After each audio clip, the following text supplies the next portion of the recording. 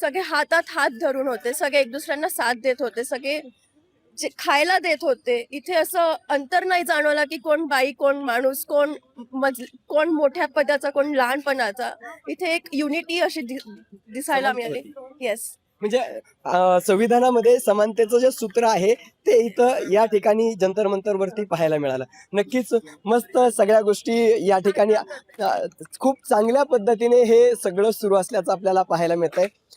खरं तर साम टीव्ही हे आंदोलन जसं सुरू झालं तेव्हापासून प्रत्येक वेळी आम्ही या ग्राउंडवरती होतो, जंतर मंतर मैदानावर होतो. युवकांचा जो आवाज आहे तो आवाज आम्ही दाखवण्याचा प्रयत्न होतो. प्रत्येक गोष्ट आम्ही फॅक्ट चेक करून लोकांपर्यंत पोहोचवत होतो आणि हे सगळं जे काही झालं हे आंदोलन आता अखेर यशस्वी झालं असल्याचं पाहायला मिळतंय.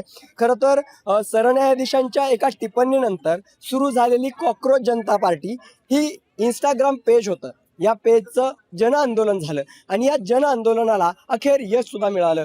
आणि खरं तर या जंतर मंतर मैदानावरती जी काही लोक येत आहेत ना, ही लोक खूप वेगवेगळ्या कन्सेप्ट घेऊन आलेली होती. ही तरुणाई जी आहे ना, त्यांच्यामध्ये एवढी भन्नाट क्रिएटिव्हिटी मला पाहायला मिळाली या जंतर मंतरवरती, की ते सांगणं म्हणजे खूपच जबरदस्त अनुभव होता या सगळ्या जंतर मंतरवरचा. आणि या तरुणाईमध्ये त्यांचं जे नॉलेज आहे ते खूप वरच्या पट्टीचं पाहायला मिळालं. त्यांची थॉट प्रोसेस जी आहे ती खूप क्लिअर असल्याचं पाहायला मिळालं. आणि एवढ्या सगळ्या गोष्टी याच जंतर मंतरवरती सुरू होत्या. आणि तरुणाईंमधला तो उत्साह आहे, तो पहिल्या दिवशी जो तरुण या ठिकाणी आलेला होता, तोच 37व्या दिवशी ज्यावेळेस आंदोलन संपतंय त्यावेळेसही त्याच्यामध्ये तोच उत्साह असल्याचं पाहायला मिळालं. हा उत्साह कधीच कमी झाला नव्हता. अत्यंत शांततापूर्ण पद्धतीनं या ठिकाणी जंतर मंतरवर जी तरुणाई आली होती, या तरुणाईकडून शांततापूर्ण हे आंदोलन पुढे नेण्यासाठी खूप सारे प्रयत्न केले जात होते. एकीकडे पोलिसांकडून लाठीचार्ज झाल्यानंतर सुद्धा एक अनुभव तर खूपच भन्नाट होता, की पोलिसांकडून लाठीचार्ज होतोय आणि आंदोलक हात जोडून त्यांच्या पुढे जात आहेत असे.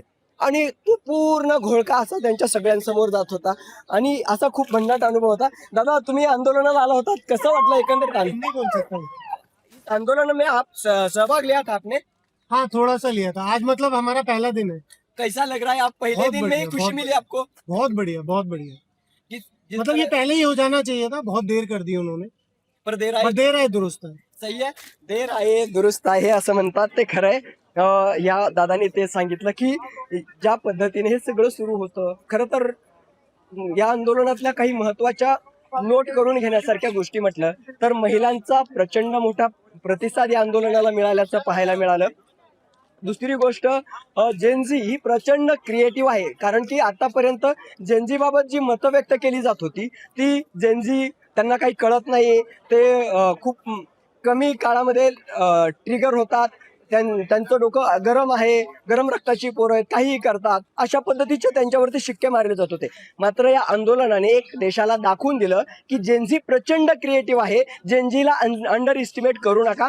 जेनझीचा जो आवाज आहे तो ऐकायला हवा, कारण की ही जेनझी उद्याच्या भारताचं भविष्य आहे. आणि हे भविष्य जर तुम्ही आता खराब करायला गेलात तर त्यात काही पॉईंट नाही आहे ना. आणि तसंच अगदी हे सगळं वातावरण या ठिकाणी आहे. जेनझींनी आपला जो आवाज आहे तो अत्यंत संयमितपणे या ठिकाणी जंतर मंतरवरती दाखवून दिला.